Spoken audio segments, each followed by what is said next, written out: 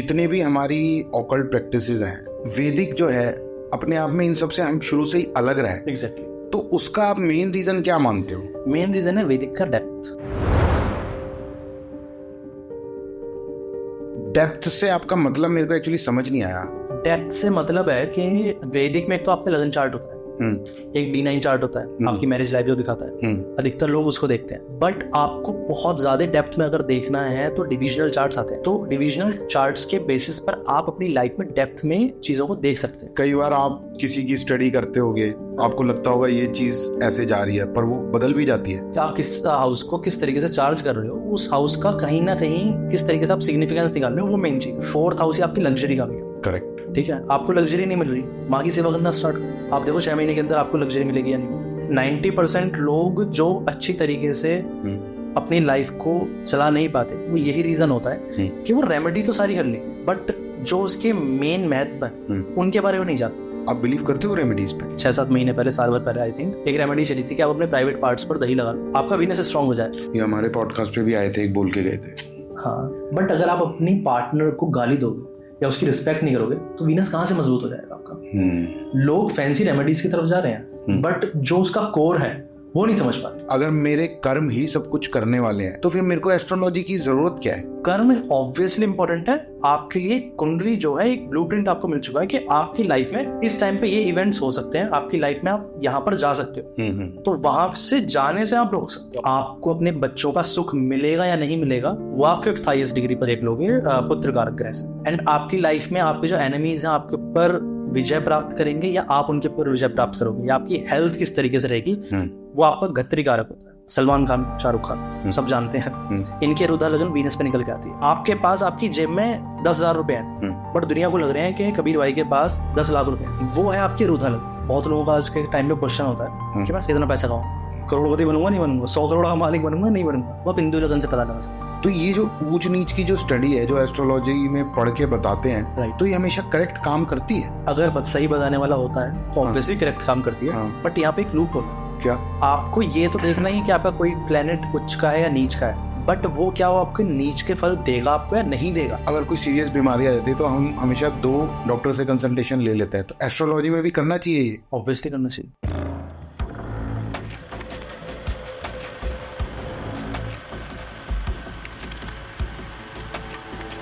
तो Sarthak ji, most welcome. Thank you. बहुत बहुत स्वागत है आपका स्पॉटलाइट में। Thanks a lot.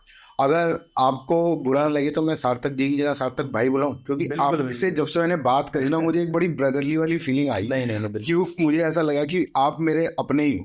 Sarthak ji वो लोग, आप तो कहीं ना कहीं एक प्रोफेशनलिज्म लगेगा। हाँ। भाई में एक भाईचारा आ जाएगा। भाईचारा आ जाएगा तो बस वही। और हम जितने भी इस बेल्ट को बिलोंग करते हैं उसमें भाईचारा पता नहीं ऑटोमेटिकली डेवलप हो ही जाता है। राइट। तो सार्थक भाई एक बात बताओ, आपने जैसे जितनी हमने बात करी बिफोर डूइंग द पॉडकास्ट, आपने मुझे बताया कि आपने स्टार्ट किया मेडिकल प्रोफेशनल। तो मेडिकल प्रोफेशनल मतलब क्या? आप अभी एज ए डॉक्टर की स्टडी कर रहे हो? हाँ, मैं पढ़ाई कर रहा हूँ डॉक्टर की। अच्छा। सारी चीजें हो गई। फादर मेरे डॉक्टर ही थे। ओके। सो शुरुआत से मैंने वो देखा डॉक्टर साहब वाला और हाँ जी। तो शुरुआत से ना 3rd 4th क्लास वाला बन गया मेरे मन में कि मेरे को करना तो मेडिकल ही है। ओके। बट उससे पहले हुआ क्या, जब मैं 12-13 साल का था, घर पर किसी की फैमिली में एस्ट्रोलॉजर आते हैं, फैमिली एस्ट्रोलॉजर सबके होते हैं, तो फादर ने बुलाए मेरे बारे में कुछ पूछने के लिए, मेरे और मेरे भाई के बारे में पूछने के लिए। भाई मेरे से 9 साल छोटा है, तो उसके बारे में बेसिकली कुछ ज़्यादा पूछना था। अच्छा। पूछा, सारी चीज़ें हुई। मेरे बारे में जब पूछने की बात आई तो उन्होंने बोला आपका लड़का गोपियों से गिरा रहेगा। गोपियों से? एग्जैक्टली। अच्छा जी, गोपियों से गिरा रहेगा और थोड़ा इसको एक्सीडेंट वगैरह भी हो सकता है। अच्छा। एंड इसके 18 साल से लेके 21 साल तक का इसका ध्यान रखना। okay. थोड़ा ये गलत आदतों में जा सकता है, मतलब एडिक्शन, सारी चीज़ें नशे पत्ते वाली। तो उस टाइम मैं कमरे के बाहर गेट पे खड़ा होकर सुन रहा था। okay. तो सारी चीज़ें तो मैं भूल गया एडिक्शन वाली, बट वो वाली चीज़ याद हो गई कि अच्छा गोपियों से गिरा रहूँगा। तो इंटरेस्ट ऑब्वियसली आया बच्चे में। अगर थोड़ी बहुत भी ऐसे चीज़ आ जाए ना कि हाँ मेरे साथ कुछ ऐसा हो सकता है, लार्जर देन लाइफ वाली चीज़, तो बच्चे का अपने आप इंटरेस्ट आता है। अब इंटरेस्ट आया, उस टाइम से मैंने थोड़ा थोड़ा पढ़ना स्टार्ट करा। मेडिकल वाली चीज़ पहले से ही थी, फादर डॉक्टर है हाँ। तो आगे कैरी करना है। बट ये मेडिकल के साथ साथ एस्ट्रोलॉजी मेरे लिए इतना ज़्यादा इंपॉर्टेंट हो गया जैसे जैसे मैं घुसता गया उसके अंदर। इनिशियली 13 साल का था तो 15-16 साल तक मैं ऐसी प्रेडिक्शन देने लगा कि मेरे पास अपने आप ही मेरे घर वाले आके मुझसे पूछने लगे, या फिर मेरे फैमिली में रिलेटिव जो थे, एक बार अगर आपको कुछ आ जाए तो घर वाले भी ना खुश होकर बताते हैं, अच्छा इससे पूछो, चाहे आपकी हंसी लेने के लिए हम पूछ रहे हो, सही बात है, बट वो पूछते हैं। बट फिर आगे आगे जैसे लोग मेरे से पूछने लगे और इंटरेस्ट गेन होना स्टार्ट हो गया। उस टाइम मेरी लाइफ में चीज़ें ऐसी हुई कि मैंने सोचा चलो यार एक बार अपनी कुंडली के बारे में तो देखो, सबके बारे में बताता हूँ, खुद के बारे में बता देता हूँ। वहाँ पर एक ऐसा इंटरेस्ट जागना चालू हुआ। मैंने 2 रेमेडी करी थी अपने लिए उस टाइम पे। 12th हाउस मेरा थोड़ा सा ज़्यादा परेशान हो रहा था, तो 12th हाउस को सही करने के लिए वो मैंने रेमेडी करी, एंड मुझे खुद यकीन नहीं हुआ कि एकदम से इतना चेंज कैसे आ गया। विद इन 30 days मेरी लाइफ ऐसे घूम गई कि चलो ठीक है, मुझे मेरे को बस पढ़ना है। पर वो पढ़ने के साथ साथ एस्ट्रोलॉजी का एक स्कोप ऐसा खुल गया कि जो भुला ही नहीं भुला। फिर वो साइड बाई साइड वो चीज़ें मेरी चलती हैं। तो बड़ा मतलब ड्रास्टिक वाला, एकदम ड्रास्टिक चेंज है। तो अभी फिलहाल अगर हम आज की बात करें तो एस्ट्रोलॉजी आप फुल टाइम कर रहे हैं? एस्ट्रोलॉजी में कर, और एस्ट्रोलॉजी इतना हो गया ना मेरा कि फिर क्लाइंट भी जुड़ने स्टार्ट हो गए। क्लाइंट भी, और आप जब किसी की लाइफ में कुछ वैल्यू ऐड करते हो तो आपको खुशी मिलेगी। एंड जब आप सामने वाले का चेहरा देखोगे, यार इस इंसान की वजह से ऐसी चीज होगी, 15 दिन में मेरे साथ ये चेंज होगी, 20 दिन में ये चेंज होगी, तो वो सेटिस्फेक्शन अपने आप आता है। तो एस्ट्रोलॉजी आपने मेडिकल के साथ साथ एस्ट्रोलॉजी की भी प्रॉपरली पढ़ाई करी? एग्जैक्टली।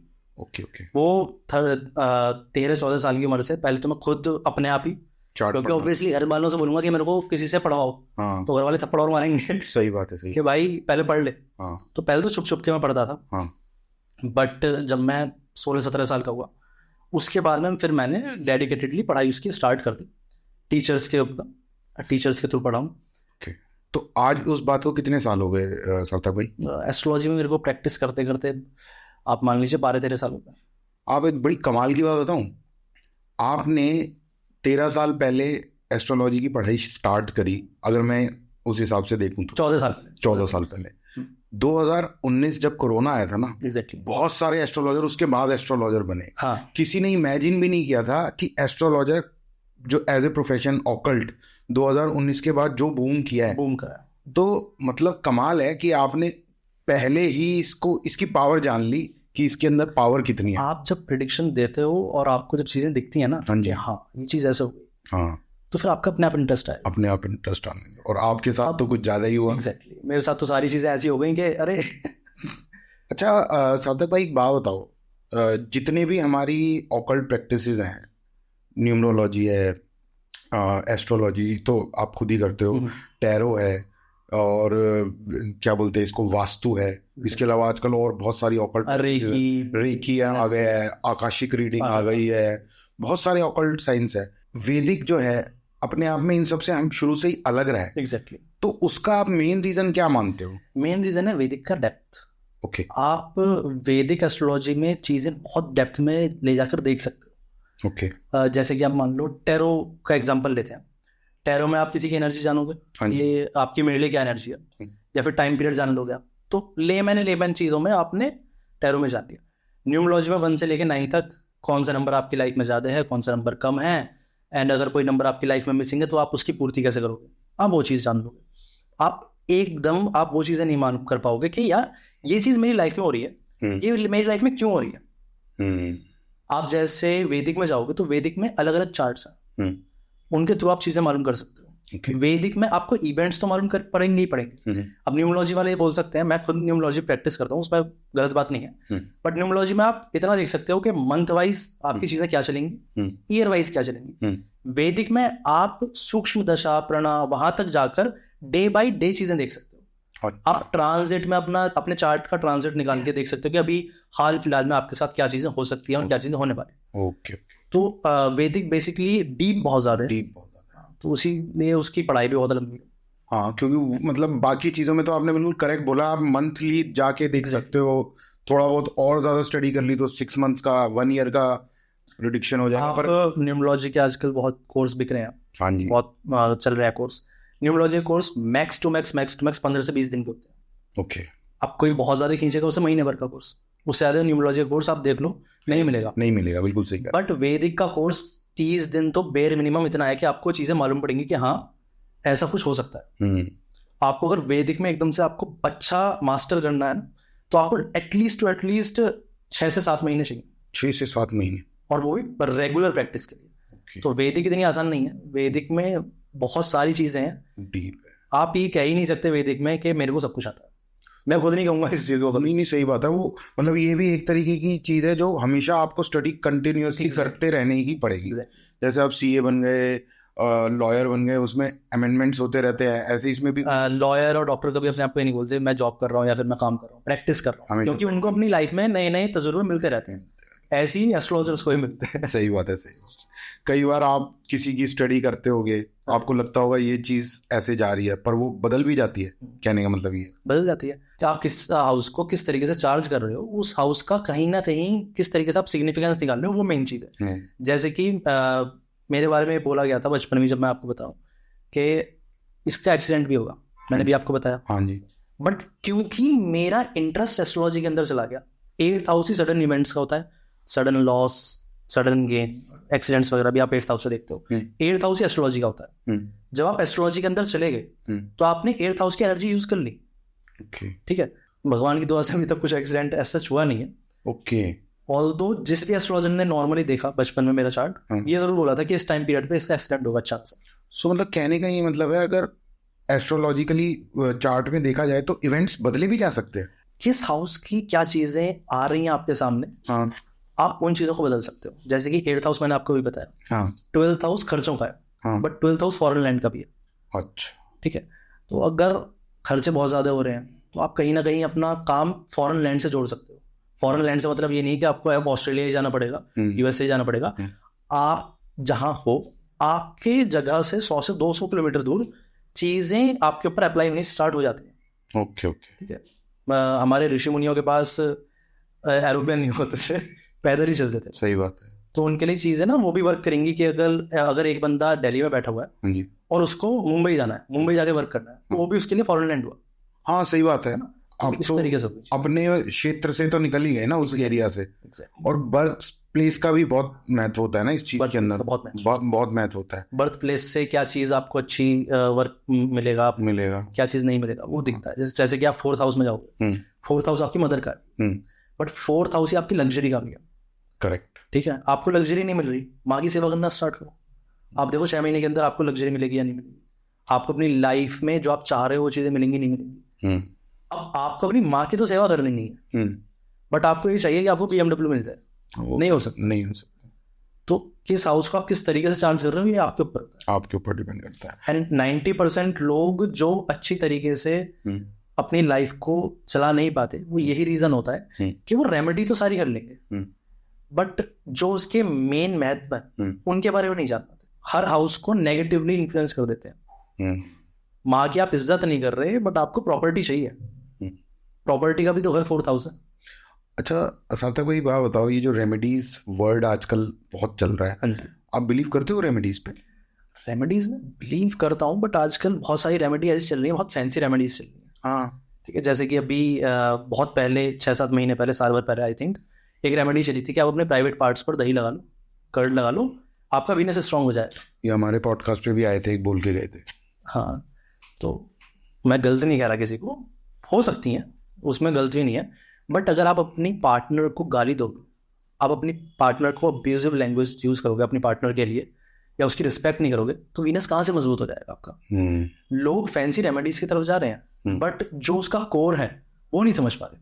सही बात है। मून को स्ट्रॉन्ग करने के लिए कुछ फैंसी रेमेडी आ जाएगी, बट आप माँ की इज्जत नहीं कर रहे हो। सन को स्ट्रॉन्ग करने के लिए आदमी कुछ भी बता देगा, बट फादर की आप रिस्पेक्ट नहीं कर रहे। हर एक प्लेनेट का अपना एक रिलेटिव होता है। सबसे पहले तो आप रिलेटिव्स को पकड़ो। ओके। मून मदर, सन फादर, मार्स से आप भाइयों को देख लो अपने। अच्छा। घर की बेटियों को देखना है तो मरकरी से देख लो। अच्छा। आपके पास सारे ही प्लेनेट्स जो है आपके घर में है, आप उनकी रिस्पेक्ट करो, तो अपने आप प्लेनेट आपके फेवर में काम करें, आपके फेवरेबल हो जाएंगे। आप मार्स को स्ट्रॉन्ग करना है, मार्स को स्ट्रॉन्ग करने के लिए आप बहुत सारी रेमेडी कर लो, कोई वर्क नहीं करेगी। डेडिकेटेडली रोज जिम जाना स्टार्ट कर दो, मार्स आपका स्ट्रॉन्ग हो जाएगा। अच्छा। आप रूटीन फॉलो करना स्टार्ट कर दो, आपका शनि भी स्ट्रॉन्ग हो जाएगा, आपका राहु भी स्ट्रॉन्ग हो जाएगा।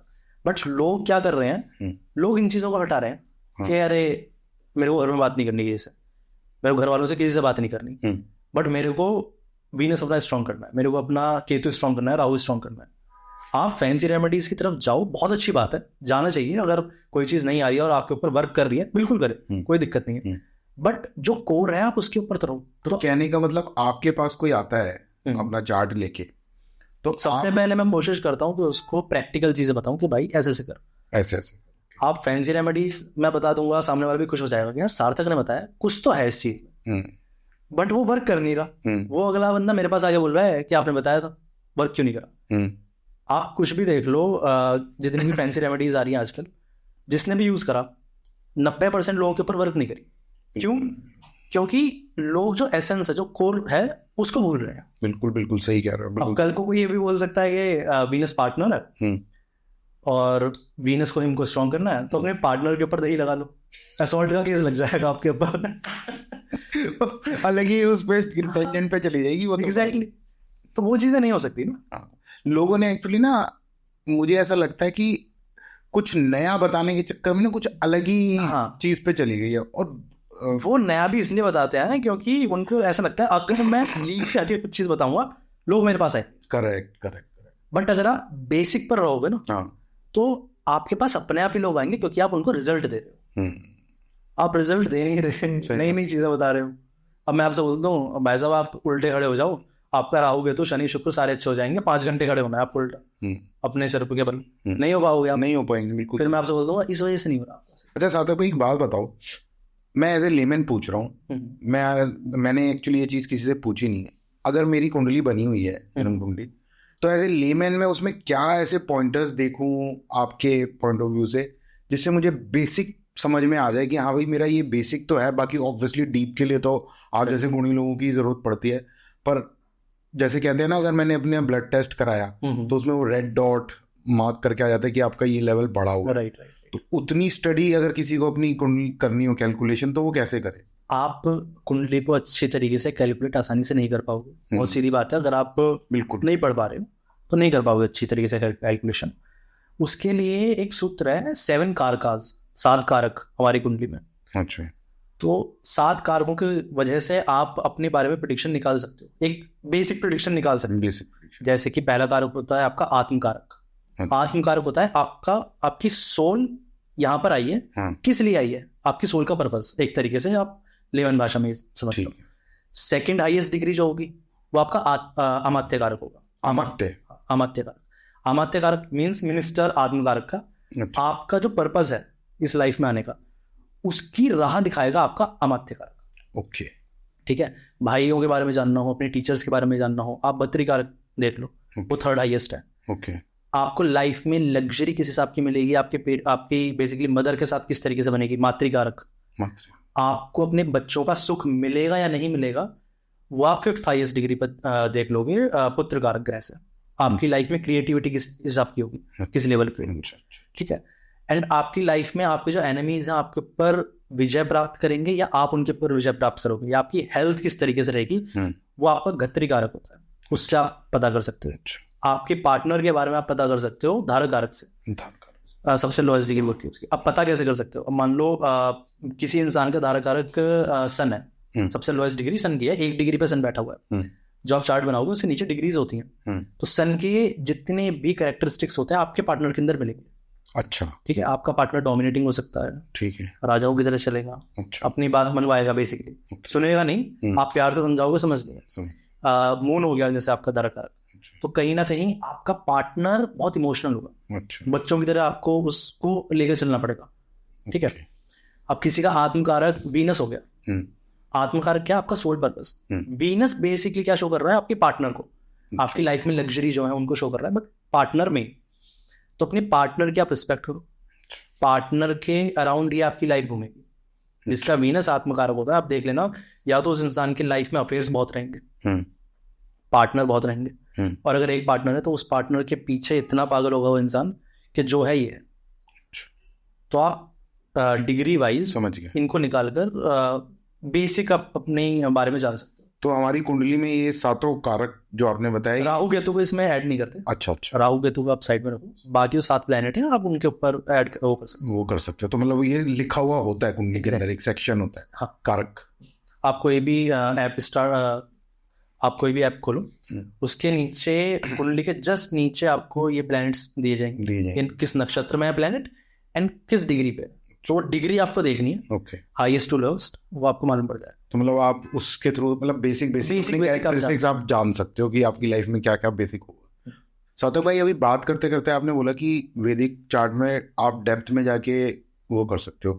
डेप्थ से आपका मतलब मेरे को एक्चुअली समझ नहीं आया। डेप्थ से मतलब है कि वैदिक में एक तो आपका लगन चार्ट होता है, एक D9 चार्ट होता है, आपकी मैरिज लाइफ जो दिखाता है, अधिकतर लोग उसको देखते हैं। बट आपको बहुत ज्यादा डेप्थ में अगर देखना है तो डिविजनल चार्ट्स आते हैं। D9 चार्ट भी एक डिविजनल चार्ट ही है। अच्छा, तो डिविजनल चार्ट्स के बेसिस पर आप अपनी लाइफ में डेप्थ में चीजों को देख सकते हैं। जैसे कि आपने लगन चार्ट में देख लिया कि 10th हाउस इस इंसान का मजबूत है, इस इंसान का करियर अच्छा होगा, ओके, और कोई भी प्लेनेट बैठा हुआ है तो आपने उसके बारे में बता दिया कि भाई इस प्लेनेट से रिलेटेड आप कोई भी काम कर लो। सन बैठा हुआ है तो आपने बोल दिया कि आप ना गवर्नमेंट जॉब के लिए अप्लाई करो। 10th हाउस में अगर सन बैठा हुआ है, आप D10 चार्ट में जाओ, 10th हाउस का वो डाइसेक्शन है एक तरीके से, उसको और अच्छी तरीके से खोलकर देखा गया है, तो पूरा एक डेडिकेटेड कुंडली बनेगी D10 चार्ट में। अच्छा, तो उसमें आप जान सकते हो कि क्या प्लेनेट आपके लिए क्या वर्क कर रहा है एंड आपको करियर में, आपको प्रोफेशनल लाइफ में किस चीज के लिए जाना चाहिए। आपका 10th हाउस में वहां पे सन बैठा हुआ था, बट क्या पता आपका D10 चार्ट में वो सन जो है इतना मजबूत है कि आपको पॉलिटिक्स की तरफ ले जाए, जॉब की तरफ ना लेके जाए। तो डिविजनल चार्ट्स का कहीं ना कहीं ये सिग्निफिकेंस बहुत इंपॉर्टेंट है। अभी मेरे पास एक क्लाइंट आए थे, उनके बारे में सबने बोला था कि आपका ना 2023 से इनकम बहुत अच्छी होगी। हाँ, अच्छा, क्योंकि उनके लगन चार्ट में 11th हाउस कहीं ना कहीं ठीक था, मजबूत था। 2023 जून से आई थिंक उनका मून की महादशा लगी थी, बट D10 चार्ट में प्रोफेशनल जो कुंडली है, प्रोफेशनल लाइफ जो आपकी दिखाती है, उसमें मून इनकम वाले हाउस में नीच की राशि में आके बैठा हुआ था। एंड जब से ही उनकी लाइफ में पैसे की बर्बादी होनी स्टार्ट हो गई, इनकम अच्छी नहीं आई, जॉब छूट गई, अच्छा, इनकम वाइज वो बिल्कुल जीरो हो गए। तो कहा तो लगन चार्ट को देखकर ये बोला गया था कि आपका टाइम पीरियड अच्छा होगा, पर डिविजनल चार्ट बिल्कुल अलग कह रहा है। तो आपको बिल्कुल अच्छी तरीके से अगर जानना है तो आप वहां से जान सकते हो। अब आज के टाइम में बहुत सारे केस चल रहे हैं कि मदर की तरफ से प्रॉपर्टी थी, मेरे भाई ने ले ली, मैंने नहीं ली, मतलब मेरे को नहीं मिली, और फादर की प्रॉपर्टी थी, मेरे को नहीं मिली। आप उसको डिविजनल चार्ट के थ्रू देख सकते हो। D40 चार्ट होता है, D45 चार्ट होता है, मदर का और फादर का। तो आपको लेगेसी उधर से मिलेगी नहीं मिलेगी, आपको प्रॉपर्टी, आपको अपने फादर से मदर से सुख वो मिलेंगे या नहीं मिलेंगे, वो आप डिविजनल चार्ट से देख सकते हो। तो जो ये डिविजनल चार्ट आप बता रहे हो, ये जब कुंडली बनते हैं उसमें बन के आता है या अलग से बनाना पड़ता है? बहुत सारे ऐप है उसमें डिविजनल चार्ट का एक अलग सेक्शन होता है। अब आप वो देखो, किसी की कुंडली में 5th हाउस है, ओके, 5th हाउस से अपने बच्चे के बारे में बता दिया, ठीक है, 5th हाउस में वीनस बैठा हुआ है, ओन साइन का, तो आपका बच्चा खूबसूरत है, अच्छा है, जो भी किसी ने प्रेडिक्शन दिया आपको। अब आप डिविजनल चार्ट में जाओ, D7 आपके बच्चों के लिए है, अच्छा, ठीक है। वहां पे आपको मालूम पड़ेगा कि आपके कितने बच्चे हो सकते हैं। Obviously person to person vary करता है किसको कितने करने हैं, बट कितने हो सकते हैं। एंड आपका पहला बच्चा आपके लिए कैसा होगा, दूसरा बच्चा कैसा होगा, अच्छा, तीसरा बच्चा कैसा होगा, आपके बच्चों की नेचर कैसी होगी, पहले दूसरे तीसरे की, वो आप डिविजनल चार्ट से अच्छी तरीके से देख सकते हो। आपने लगन चार्ट में तो सिर्फ ये देखा है ना कि आपके बच्चे कैसे होंगे, बट कौन सा बच्चा आपके लिए कैसा होगा, हर बच्चा एक जैसा नहीं होता। सही बात है, मैं अलग हूँ अपने पेरेंट्स के लिए, मेरा भाई अलग। बिल्कुल बिल्कुल। तो वो चीज आप डिविजनल चार्ट से बहुत अच्छी तरीके से देख सकते हो। तो आपके पास कोई आता है तो आप पूरा कंप्लीट देखते हो? हाँ जी। अच्छा, मतलब आप सिर्फ वो कुंडली नहीं देखते, आप ये सारे चार्ट? वो कुंडली तो हर कोई बता रहा है ना, वो कुंडली तो हर कोई, वहां तो बैठ के हर कोई बोल रहा है कि आपका जुपिटर 1st हाउस में है तो आपको ये मिलेगा, ये मिलेगा। अब जुपिटर 1st हाउस में है, किस डिग्री पे है, वो भी तो बात बैठेगी। या आपका जुपिटर किसी और को देख तो नहीं रहा, या कोई और तो उसे नहीं देख रहा। पर सार्थक भाई एक बात बताओ, ये सब देखने में तो टाइम बहुत स्पेंड होता होगा। टाइम स्पेंड कर लो, ये मैं पैशन के लिए कर रहा हूँ। अब ऐसा तो है नहीं कि मेरे को सबको लूटना है, नहीं, सही बात। आप किसी को अगर कुछ बता रहे हो तो उनकी लाइफ में आप वैल्यू ऐड कर रहे हो या नहीं कर रहे, मेन बात वो होती है। नहीं, क्योंकि जितनी भी मैं बहुत जुड़ा रहता हूँ ऑब्वियसली पॉडकास्ट की वजह से भी, और वैसे भी जितने भी अच्छे एस्ट्रोलॉजर्स हैं जो नामी हैं, उनकी एक फीस है पर्टिकुलर, और उसके बाद एक गिवन पॉइंट ऑफ टाइम एक आवर या 2 घंटा 1.5 घंटा दिया जाता है जिसमें कंसल्टेशन होता है। तो इस जो चीज आप बता रहे हो इसमें तो बहुत टाइम लगता होगा। इसमें टाइम बहुत लगता है, बट ऐसा नहीं है कि टाइम बहुत लगेगा तो मैं बहुत चार्ज कर रहा हूँ। ये चीज मैं आउट ऑफ पैशन कर रहा हूँ। ओके। तो उन लोगों से आई थिंक कमी रखता हूँ अपने चार्ज। और बहुत लोग मेरे पास ऐसे भी आते हैं नीडी आ गए, पैसे नहीं है। अब या तो अगर आप अपने सुकून के लिए कर रहे हो तो आप उससे चार्ज नहीं करोगे, और अगर मेरे को पैसा कमाना है मैं उससे बोलूंगा भाई किसी और से आगे पूछ ले, मैं नहीं बता रहा। सही बात है। तो मेरे को मेन है कि मैं किसी की हेल्प कर रहा हूँ या नहीं कर रहा। ऐसा नहीं है मैं हर किसी को ऑब्वियसली हर किसी को फ्री में नहीं बताऊंगा, बट अगर मेरे को दिख रहा है किसी की लाइफ में कुछ बहुत ज्यादा प्रॉब्लम चल रही है तो अगर आप किसी को बता रहे हो फ्री में भी या अपने मन से बता रहे हो तो उसमें भी कोई दिक्कत वाली बात है। एंड पैसे का घड़ा कभी नहीं बढ़ता। सही बात है। हर चीज को आप मनी माइंडेड होके नहीं देख सकते। अंबानी के पास इतना पैसा है, उनको भी आगे बढ़ना है, उनको भी आगे बढ़ना है। मेन बात है आपको सुकून कहाँ मिल रहा है, बिल्कुल वो मेन चीज। सार्थक भाई एक बात बताओ, जैसे आपने अभी बात करी कि डीप है एस्ट्रोलॉजी कितनी, मैं अपना एक बिजनेस स्टार्ट करने जा रहा हूँ या मैं किसी नए वेंचर में एंट्री करने जाता हूँ, ऑब्वियसली लोग भी जुड़ रहे हैं, कोई बिजनेस पार्टनर जुड़ता है, या मैं ये बोलता हूँ कि मैं शादी करने जा रहा हूँ और कोई लड़की के पॉइंट ऑफ व्यू से भी और लड़के के पॉइंट ऑफ व्यू से, दोनों से कुंडलियाँ मैच हो गई, सब कुछ ठीक है, पर सामने वाले की कुंडली में ऐसी कोई पर्टिकुलर चीज होती है जिससे कि उसके कैरेक्टर मतलब कब पता चल जाए वो क्या दिखा रहा है, उसकी रियलिटी कुंडली से मालूम पड़ सकती है। एक चीज होती है अरुधा लग्न। हाँ। अरुधा लग्न होती है कि दुनिया आपको किस तरीके से देख रही है। हाँ। आप रियलिटी में क्या हो वो आप जानते हो, बट मैं आपसे बात कर रहा हूँ कि कबीर भाई ऐसे हैं। हाँ। वो है आपकी अरुधा लग्न। अच्छा। ठीक है। जैसे कि सलमान खान, शाहरुख खान सब जानते हैं, इनकी अरुधा लग्न वीनस पे निकल के आती है। सलमान खान एरीज असेंडेंट है, उनका मार्स एक्सॉल्टेड है 10th हाउस में। अच्छा। ये जो ऑनलाइन कुंडली है उसके हिसाब से बता रहा हूँ मैं आपको, बट ऑब्वियसली वो सही है।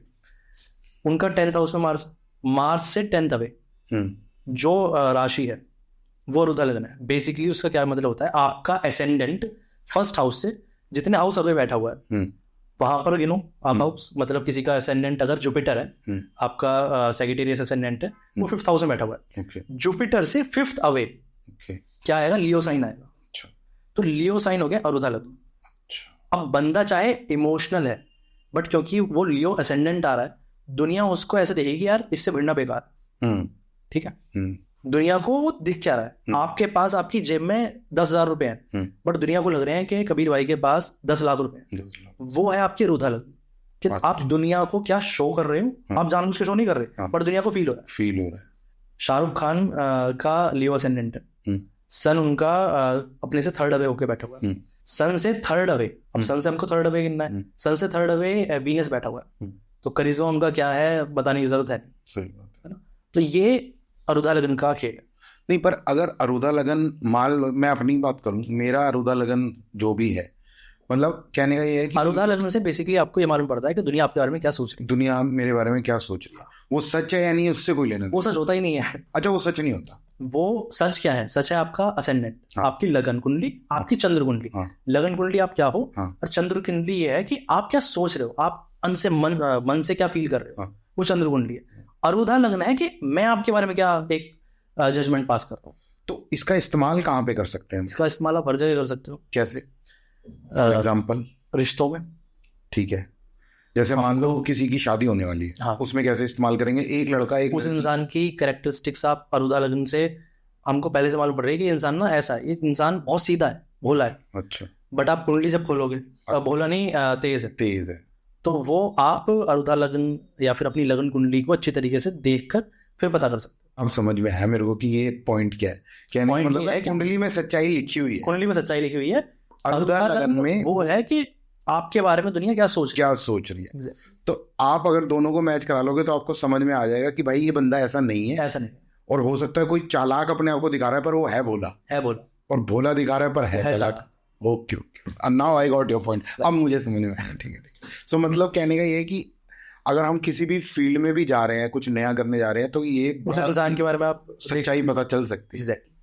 कॉन्ट्रा मैच करा लो दोनों का पॉइंट, चीजें कॉन्ट्राडिक्ट कर जाएंगी, ये इंसान ऐसा ही है, नहीं ऐसा तो नहीं है, ऐसा तो नहीं है, कुंडली में कुछ और है। हाँ, वो चीज वहां से मन पड़ जाए। ठीक है। अच्छा, अभी बात जब हम कर रहे थे बिफोर डूइंग द पॉडकास्ट, आपने एक और चीज के बारे में बताया था, पैसों से रिलेटेड भी कोई लगन। हाँ, इंदु लगन। वो क्या है?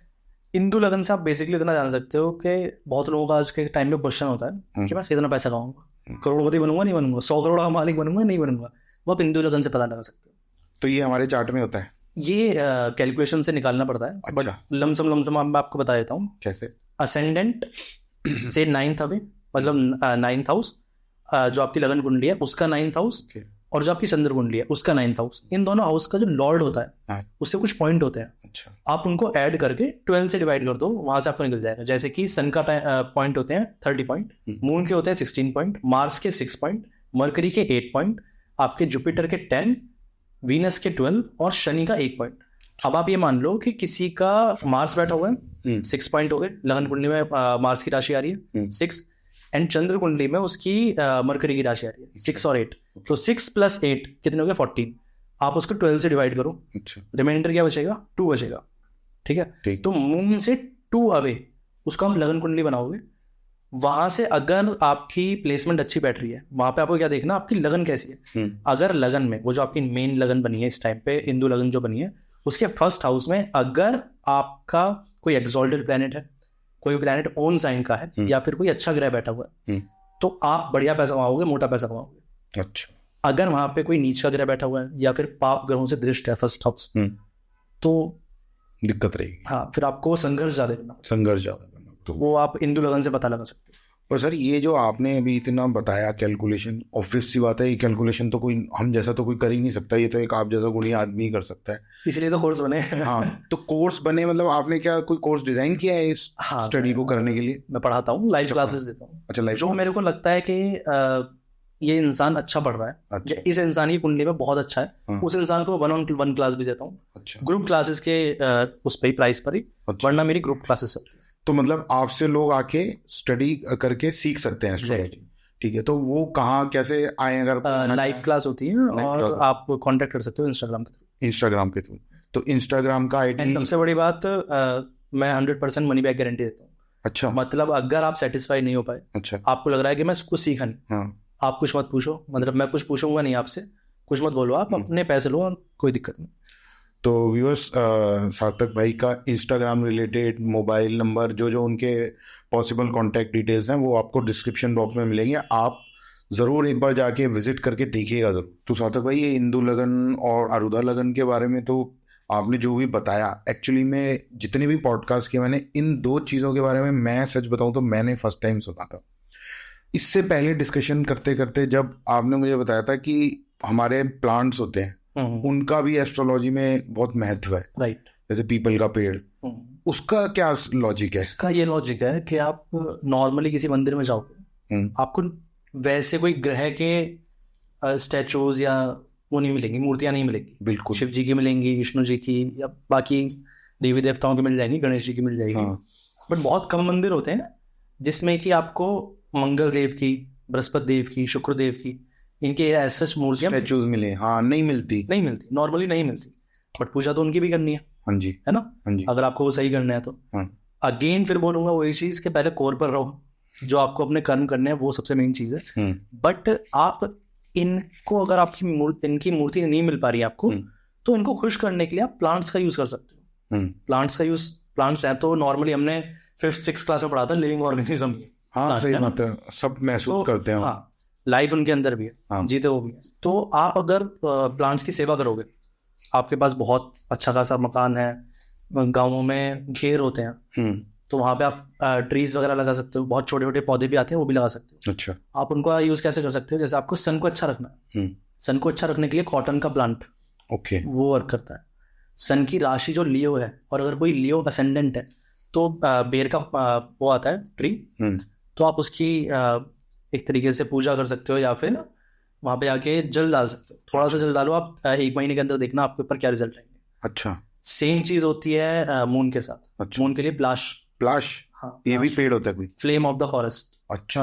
आप नेट पे सर्च करना। अच्छा। उसके फ्लावर बहुत अच्छे होते हैं। ओके। तो मून को अच्छा रखने के लिए या तो फ्लावर उसके ट्री के ला कर रख लो, वरना उस ट्री के अगर आपके पास अच्छा खासा एरिया है, उस ट्री को लगाओ। नहीं लगा सकते अगर आप, तो इसमें सबसे अच्छी चीज क्या है, बहुत नॉर्मल लोग आज के टाइम में ना फ्लैट्स में रह रहे हैं, है ना? हम ये कर सकते हैं कि प्लांट्स की, ट्रीज की जड़ें आती हैं। अच्छा। जैसे कि हल्दी, हाँ, है ना? हाँ। बहुत सारे ट्रीज होते हैं। अश्वगंधा क्या है? अश्वगंधा जड़ है। हाँ जी, हाँ जी, है ना? हाँ। सेम इस तरीके से आप इन प्लांट्स की, ट्रीज की जड़ ला सकते हो। अच्छा। अब आपको अगर मार्स को अच्छा रखना है, खैर खैर एक प्लांट होता है, ट्री होता है, आप उसको कर सकते हो यूज। जुपिटर के लिए आप पीपल यूज करो, और सेजिटेरियस के लिए भी पीपल, सेजिटेरियस असेंडेंट और राशि के लिए। बट जुपिटर की दूसरी राशि होती है मीन राशि। अगर कोई मीन पाइसेस असेंडेंट है या किसी की मीन राशि है, देन पीपल नहीं, बरगद। अच्छा, हाँ, तो ये भी चीजें डिफर करती हैं इस तरीके से। आप अगर मरकरी को आपको अच्छा लगना है, हाँ, तो अपामार्ग का एक पौधा होता है, अच्छा, उसको लगाओ। बट मरकरी की आपकी मिथुन लगन पे तो अपमार्ग चल जाएगा।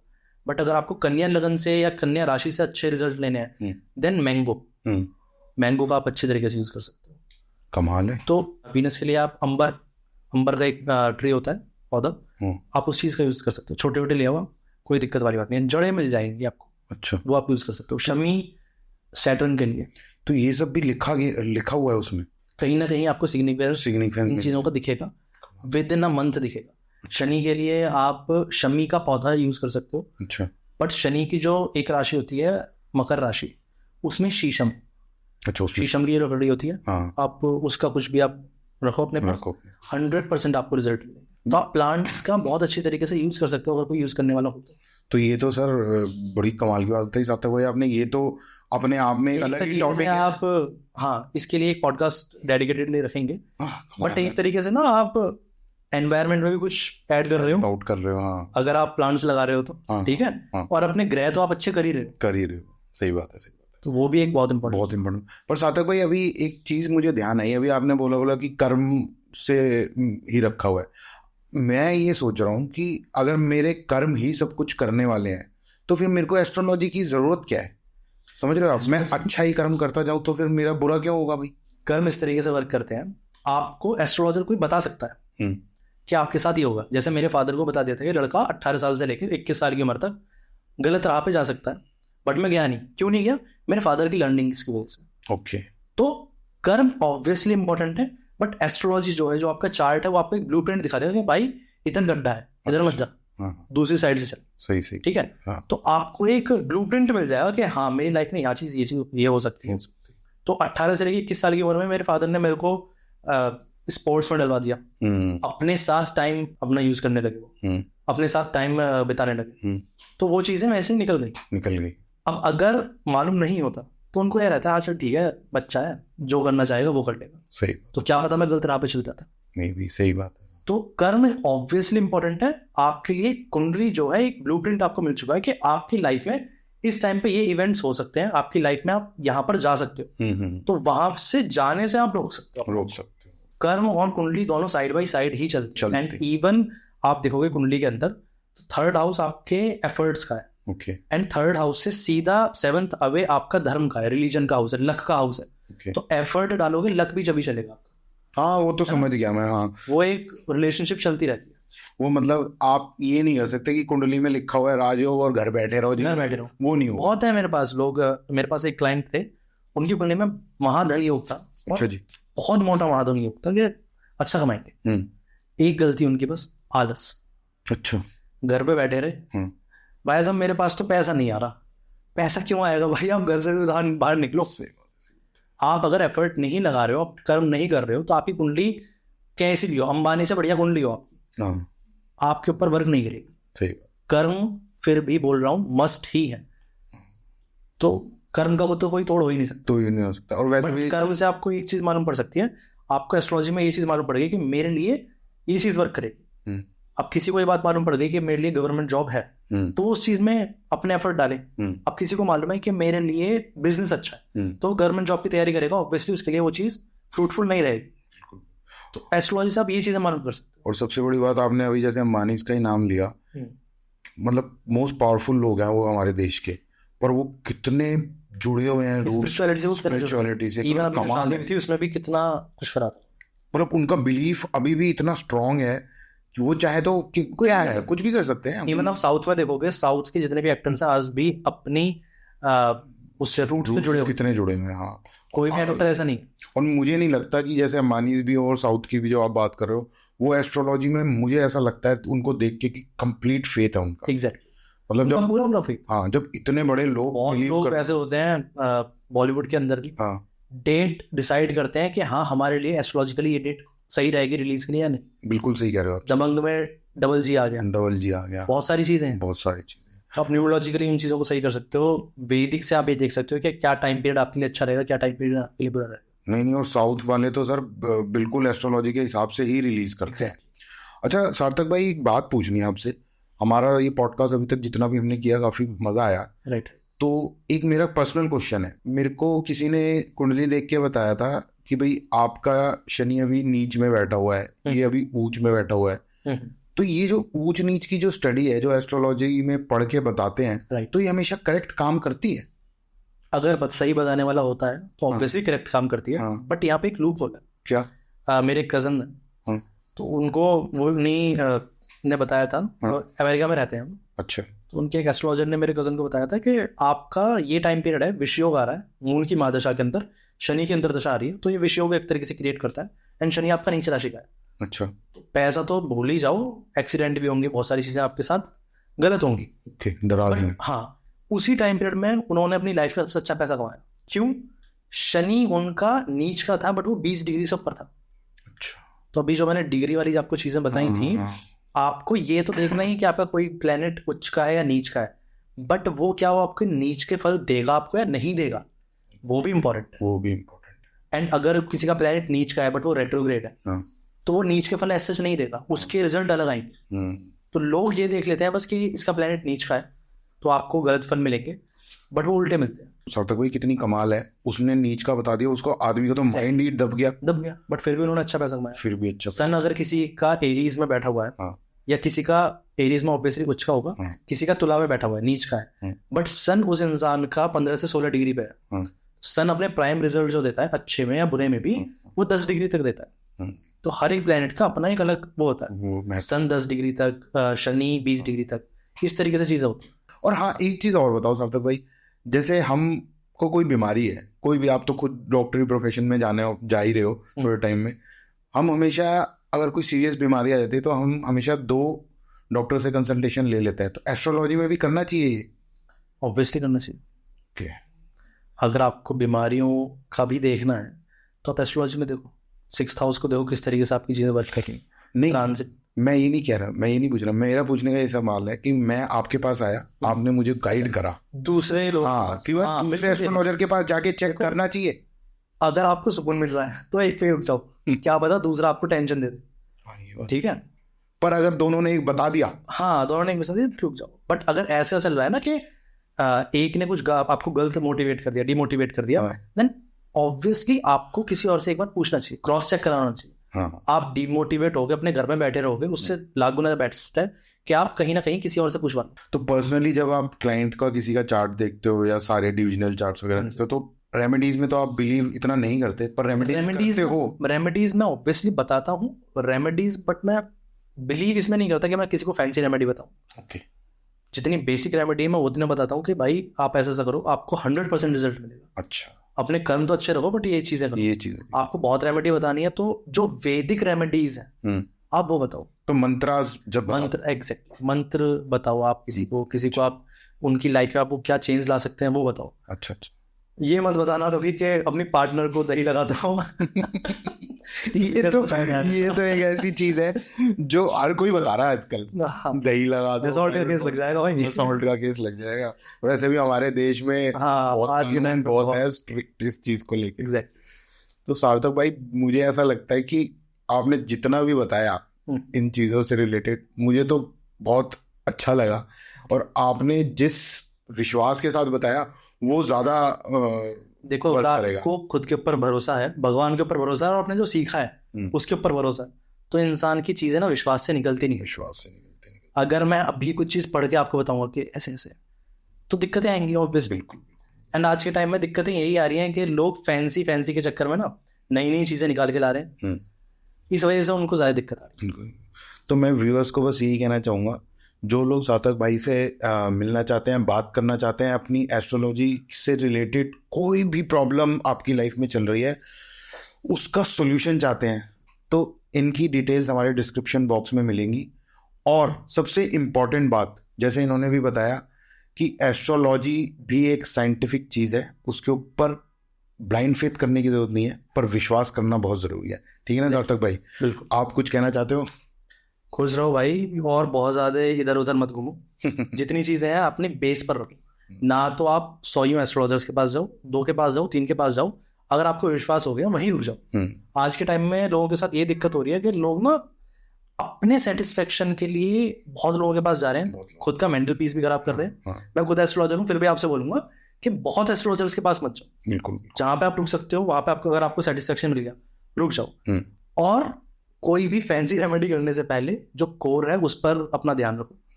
बाकी चीजें आपकी अपने आप अच्छी हो जाएंगी। अपने पेरेंट्स की, अपने घर वालों की आप इज्जत करोगे तो अपने आप आपकी लाइफ अच्छी हो जाएगी। एक चीज बता दो सार्थक भाई, जाने से पहले आपने रेमेडीज का बताया कि हैवी रेमेडीज ये वो, आप ये जेमस्टोन्स में बिलीव करते हो?